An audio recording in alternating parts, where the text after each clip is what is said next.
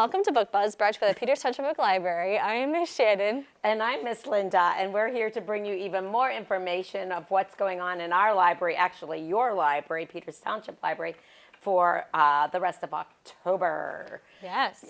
Oh my gosh, it's even hard to say October. It's there she goes. The year. What, is it even noon yet? Is it even noon? Oh my gosh. Well, we could just do a quick, I thought, no, we want to do Book Buzz first, but then I thought we'd just tell quick of what it's looking like here at the library. Yes, you got any very different. Buzz bits? I have some buzz bits. Okay, this one, last time we talked about the importance of, I'm seeing leftover catapult items flying through the air. You see nothing, you're just losing. I see, yeah, marshmallows flying. Did you reclare the chance meatballs again? You know what? I'm about to pick up that bag left over from the last show and toss them all at you. We'll play, 52 pickup with marshmallows. Oh. So last time we talked about the importance of libraries. This time I'm going to touch again about. I like this. There's been a controversy of which is better for you, or what do you prefer? Books. Now you make me yawn. Sorry. We're going to have a yawn fest. Books, reading books, hard copy books, or going digital with tablets. Mm-hmm. Okay, so that's where I'm trying. I'll give you my opinion after you go ahead. All and right, state I was going to say I'm trying to get to this. Hello. All right, and Miss Yanni over there. Sorry, Lucas is up all night. Oh, okay. I'm sorry. It happens. Yeah, it does. Many parents have a nightly routine for their little ones that involves a bedtime story. This comes from the newsroom in the Cleveland Clinic. Now, a recent study shows that when it comes to toddlers, nothing beats an old-fashioned print book for story time. Not at all surprised by this, but good to hear, because a lot of kids are using tablets and different devices. Gregory P. Weaver, MD of Cleveland Clinic Children's, did not take part in the study, but said the results show the difference between old and new came down to the amount of interaction between parent and child. When the researchers observed children and parents interacting with a regular softbound book, there was much more interaction between parents and children.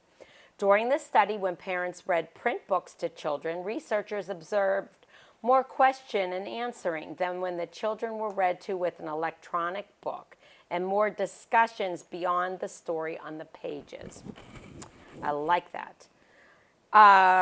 When toddlers were read stories on electronic books or tablets, the parent-child interaction was mostly about, of course, how to use the technology, and not about the actual story.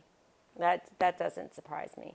He said that reading print books to toddlers is one of the best ways to teach them important language skills. And it's not just looking at the words on the page and sounding them out, but the process of following the parents modeling how to speak and form words. Dr. Weaver said children learn by connecting different concepts together, and by physically reading a book, it promotes back and forth discussions which are the cornerstones of learning. He said one of the best things to do to promote learning for our children is to read out loud to them. We push that so many times here at the library, and show them that we love to read too. Children learn to read and develop a love of reading actually through the interaction with their loved ones, with their teachers, and probably the most important teacher that's in their life, which is their parent. So that is the study between reading it through print or device. I've always been I always have books on my phone or my iPad, always have go-tos. You're stuck somewhere and you're like, okay, I have something to read. I personally much prefer reading a book. I like holding it. I like turning the pages. I like putting my bookmark in there and maybe putting it in my bag. I don't know. I agree. I just do. And as far as reading to kids, I totally would rather have a book. I know. Don't you want to turn the pages? Yeah. And see even all the pictures. And that's a skill that the children need to learn too. Fine motor. Yeah, the fine motor of, turning the pages, whether it's a board book and then into the paper and, and it's cool to turn the pages instead of going swipe, nothing wrong with devices. We use them here. They definitely have a place in society, but gotta go books. I like a real book too. Yeah. Yeah. Right. I also feel more accomplished too, like seeing the physical process, like physical progress through a book. Like I'm True. rereading the Harry Potter books, which are long. Right. And like when I look, I'm like, ooh, look how far my bookmark is Yeah, in that exactly. humongous book. Like, I don't know, I feel more accomplished. Right. Yeah, and you look on your iPad and you It's go, like 10%. yeah. What do you mean 10%? Oh, crap, I need to remember my math skills now. I just want to see it in volume there. you know? Yeah, I agree. All right. Although a digital version of Harry Potter would be a lot less space than the physical one. True. But yeah, so there's Okay. pros and cons to both. But for the little ones especially, I Yep. would support the physical. I agree. So let's talk about what it's the new normal. What's Okay. it looking like virtually? Let's do a quick overview. Okay. What's happening here? Everything. People want to go nothing. It's everything. Everything is happening Yeah. here. It's just We're looking busy. different still. We touched about it a little bit last time of how much we are doing. It just is not happening in the physical building as far as having people in and sitting for programs. Someday, soon, we hope. Yeah. It'll be a while, but in the meantime, we're getting out there to our patrons, you guys, the best we can. Yeah, for sure. So we're virtual, but the whole library is now open. I don't know if we ever mentioned that every part of our Okay. library is now open because Okay. when we were filming in August, September, we weren't fully opened yet. Yeah. We didn't have the play space. Yeah. So the area where our toys are is open, but there's absolutely no toys out. The Right. bright wall is all covered up, but like you can still we are access getting those calls about materials. that. Yeah. I always feel bad. Right, you can access the materials. Same with the teen room. I think it's good to kind of point that out. Yeah. We don't have the space for kids, especially like normally, after school, this is a popular place for the kids, a nice safe place too for the kids Right. to come hang out. We aren't Right. able to do that right now. We Right. don't really have a space for that, but we do have the teen room open as far as you can come in, you can pick out your materials. Yeah. And then take them. We do have some study tables open upstairs, but they're only one person per table. Doing that, we know. have to do that distancing. Right. Yeah. We still don't have our computers open in our department, and I don't No. know when we're going to get to that point. No. Just because with the distancing, with the cleaning, it's a lot. Yeah. So really, we just want you to come in. We definitely want you to come in if you're comfortable coming in. Yeah. And get your materials. We still are offering curbside, and I don't see that ending anytime soon. So if you want to get like a big, you want a bundle of books for us, we do have our book bundle service. We can get a whole set of if you want 10 Halloween books, we can do that for you. We can bring them right out to your car if that's what you're Right. more comfortable with.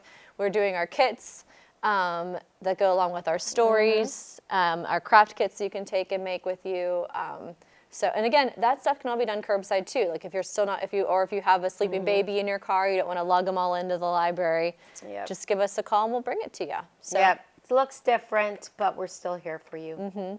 And also lots of sanitizer. yeah, Everything, sanitizer everywhere. We sanitize, we clean up. So it's a good place. You just can't hang out as much anymore. right.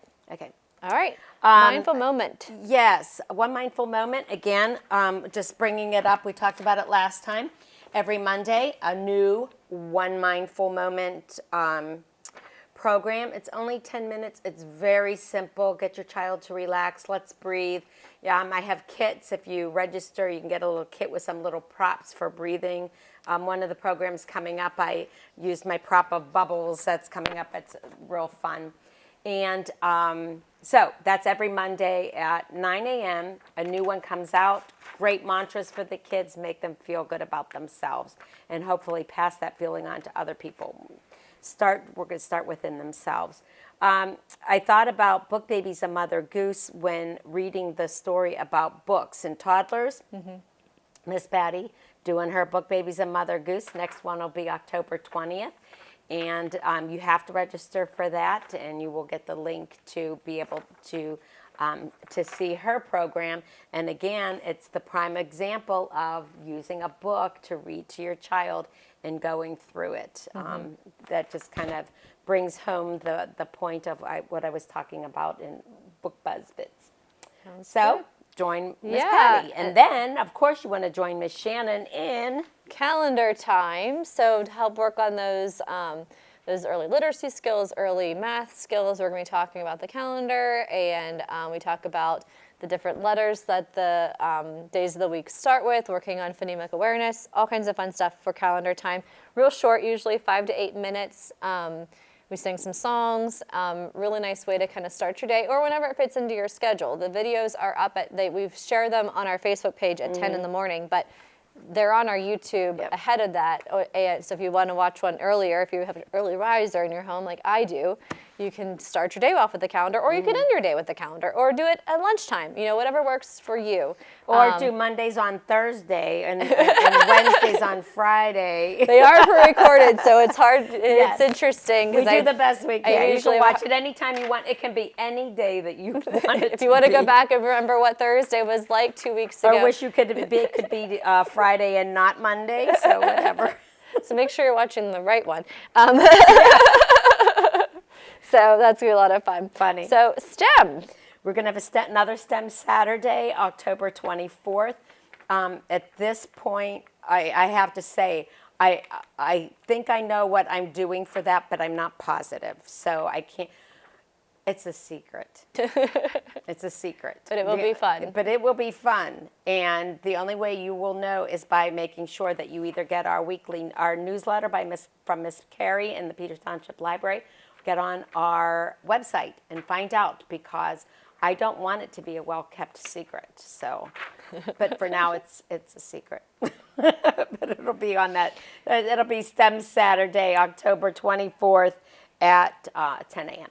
Very cool. And then we're going to have our teen make intake. We don't have a sample of this quite yet because we're still in the process of working on it too. But you're going to get a little mini canvas and then all kinds of different buttons of all shapes, sizes, and colors. And you can make your own kind of fun little button mosaic with that. So you'll have all the supplies that you need to make a really cool little mosaic kind of craft there. DIY button art. That's going to be on the 22nd. You can start, come and pick those up. Cool. Okay, it just has me thinking about other stuff. I just love getting together and just come up with ideas. Okay, what are we? Oh, the Tween Book Club. Right now we'll be in the middle of it. The Tale Dark and Grim. If you haven't already registered, and if it isn't already full, get the first 13 to register get a free book, and you will receive weekly updates by email on what is coming up with the finale 10/29. Zoom finale at 4:30. Must register so that you get that Zoom link, and we'll have fun along the way with activities, etc. Very cool. All right, and then our pumpkin decorating challenge. Miss Linda has the sample over there. That is of Mudge from the Henry and Mudge series. But you can decorate a pumpkin to look like any book character you like. If you want to use a plastic pumpkin, you can. If you want to use a real pumpkin, you can. And you can drop them off until the 16th, and then we're going to go ahead and take pictures. They're all going to be up on our Facebook page, and then you can vote. We're going to vote for them. You can vote for them, and then we're going to have a winner, and then you can come back and pick up your pumpkin. That way you can have it for your house for Halloween to decorate your I want to give that thought. That'd be a lot of fun. I want to do one just for fun. I don't have to win a prize. Well, yes, I do. I was thinking, well, I'll give up trying to win a prize because I should be probably ineligible. But I love prizes. We need more samples. I love prizes. Yeah, I'll make a sample.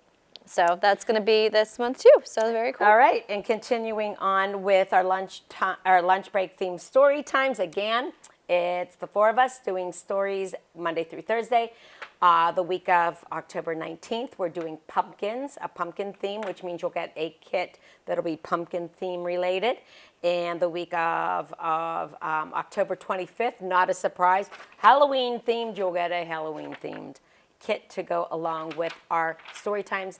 Must register, right? Yes. To get the kits. To get the kits. All right. Right. All right. Yay, and time very for cool. books. Share a book. Way to hustle. Go ahead, you go first. Okay.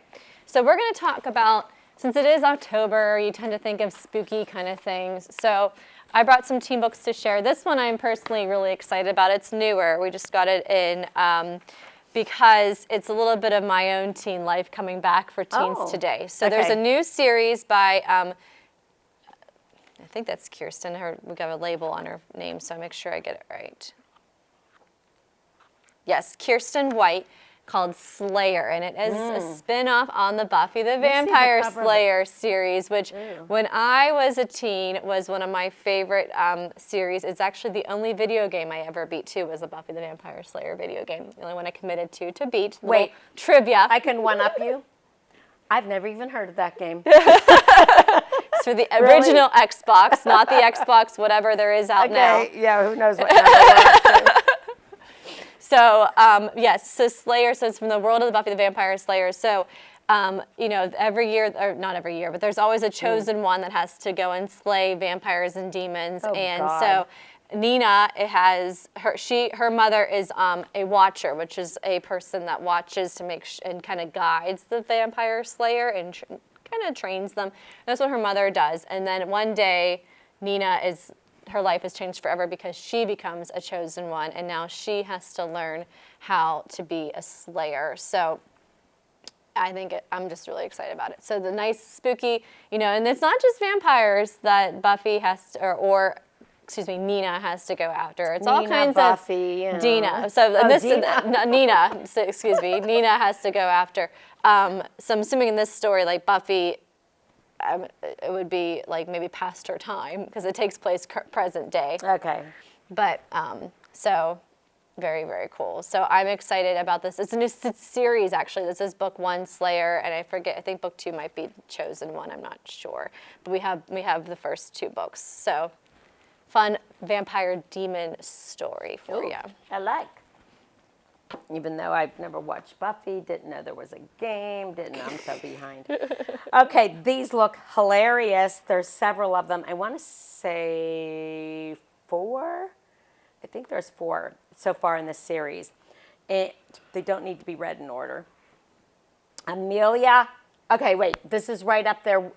Okay, this is my version of Vampire Slayer? Yeah, them. the Fang things.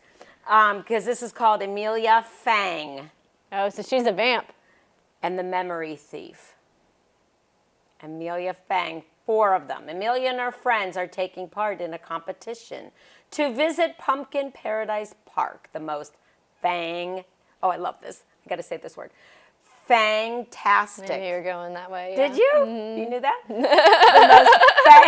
Darn it, the element of surprise, shock.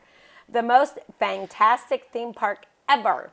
All they have to do is sell as many tubes of wrapping paper as possible. Are you serious? No. Oh. No, they have to sell as many cookies as possible. Okay. Is that funny? Like a Girl Scout. But when I saw that, I was like, yeah, let's make it wrapping paper. But the creatures of Nocturnia have started acting stranger than usual. No one can seem to remember anything, including their own names. Can Amelia save everyone, even though they've forgotten who she is? Oh, boy. Frightening. Totally frightening. And then there will be. We have all 4 of them. Amelia Fang. Cute. Adventures. Very fun. So this is not a biography. Of you? Yes. Okay. Or of you. No, just my Evil gosh. Librarian. Why did I not see that? Oh my God. Isn't that fun? That's creepy. And then we were talking about the stamp cards. Yeah, This is on show the back. it. Yeah, look it. So this story is... That's hilarious. Yeah. So Evil Librarian by Michelle KNUDSEN. So this is so much fun. So in this story, Cynthia is and her friend Annie find out, Annie is very well taken by the new high school librarian. He's very handsome, he's very charming. All the kids want to be the librarian aide and help out in the library just to be around this librarian. But is he maybe a little bit too handsome? Is he maybe a little bit too charming? Never. Or so he might be a little bit evil. So it turns out he's kind What do you of know, this- demon. And of course, this High School Musical is going to be Sweeney Todd, so which is also a little bit spooky and dark. God. But it's supposed to be really, really fun, hysterical, smart and funny with a little drama, a little romance, and just the right touch of evil. So Evil Librarian. That's hilarious. I want to read that. That is so funny. Yep, really How cool. did I miss that And then coming even the way through? they do the spine is like, it says like Fiction Central High School Library, like a library label for the school that takes place. Real that's cute. clever. And then they have the little, the little checkout. Yeah. They do slip there. So very fun, Evil Librarian. I love it. That's funny. I do want to read that. So, can you? Okay. Well, let's keep on moving. This is just the cover of this. Ghost Hunter's Daughter by Dan POBLOCKI. All right. Doesn't it look creepy? It like does kind of creepy, yeah. Out in the woods, it's like foggy. It's ghostly, grotesque, eerie. Creates danger, but not by not pulling punches. An atmospheric, creepy ghost story. Best to read at night. Let's see. Claire doesn't believe in ghosts, even though her dad is a ghost hunter on TV. But then her dad disappears. And a strange boy in her class, Lucas, it's her son's name, knows something about ghosts. One of them has a message for her. Her dad has been taken and he's in grave danger. I thought that was cute. Together, Claire and Lucas set out for the town of Hush Falls, where her dad was last seen. Legend says that a tall man in a dark, tattered coat lurks near the reservoir in town, and anyone who gets too close to old Lemuel Hush is never heard from again. Claire and Lucas are determined to rescue Claire's father, but how can they save him from the ghost of Hush when everyone knows that seeing him means you are destined to die? Okay, that's creepy. I know, All right. good. So speaking of video games, so back, way back in the prehistoric video game time when I was playing the Buffy the Vampire Slayer video game, this is what apparently these are video games now. I've never seen them, but I know they're very creepy. The Five Nights at Freddy's video game series. It's like these. I'm not even going to describe it because I'm probably going to get wrong what the game's actually about. But it's disturbing. Like it's creepy. It's a creepy game. Oh. But the kid. So that's okay. That's about a video game. Well, yeah. So these video games are really popular, and then they created a book series. Using these characters. Okay. So we have a bunch of them. Whenever they come out, I get another one. They're all in our YA paperback section because, like I said, it's a popular, really kind of creepy game. So it kind of reminds me of like a Chuck E. Cheese.